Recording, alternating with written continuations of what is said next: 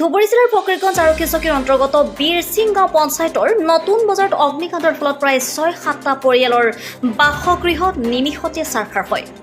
অগ্নিকাণ্ডৰ ঘটনা সংঘটিত হৈছিল আনুমানিক দুপৰীয়া ২ মান বজাত।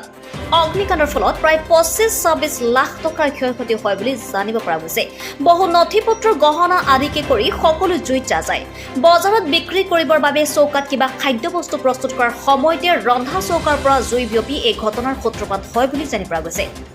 অগ্নিকাণ্ডৰ ফলত ক্ষতি হোৱা পৰিয়ালৰ মুখিয়ালসকলৰ নাম ক্ৰমে ওমান গনি, হাকিম উদ্দিন, সাইব আলী, সাইফুল ইছলাম, ৰোশনাই শেখ, সাদ্দাম হুছেইন আদি। যেহেতু ৰমজান মাহ চলি আছে, গতিকে পৰিয়ালবৰ্গক সহায় কৰিবলৈ চৰকাৰলৈ বিনম্ৰ অনুৰোধ জনাইছে স্থানীয় ৰাইজে। আজি যে ইয়াত জুই লাগিল কেনেকৈ লাগিছিল গম পাই নাই? ইয়াতো কেনেকৈ লাগিল সেইটো মই জনা নাই, দেখা নাই, মানে চাই কিনে আহিছোঁ।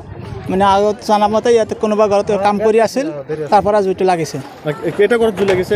এতিয়ালৈকে 5টা পৰিয়ালৰ ঘৰ জ্বলিছে। একেবাৰে শেষ, কমপ্লিট শেষ হৈ গ'ল। আৰু মোটামুটি 25-30 লাখ টকাৰ মোটামুটি সম্পত্তি শেষ হৈ গৈছে।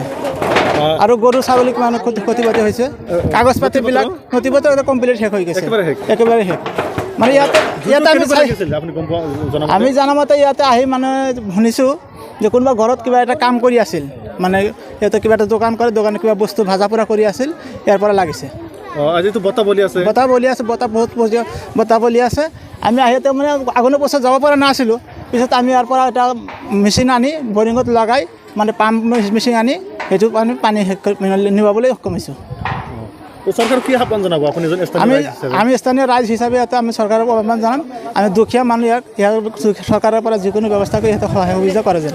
পৰিয়ালৰ লোক এতিয়া অসুস্থ নেকি? এতিয়া পৰিয়ালৰ লোক আমি কেইটামান পৰিয়ালৰ লোক আহি চাইছিলোঁ, মানে সিহঁতে আছিল, কিন্তু আমি পিছত কিছুমান পৰিয়ালৰ লোক দেখিলে এতিয়া আহিলে সিহঁতে, কিন্তু মানে বেছিভাগ অসুস্থ হৈ আছে।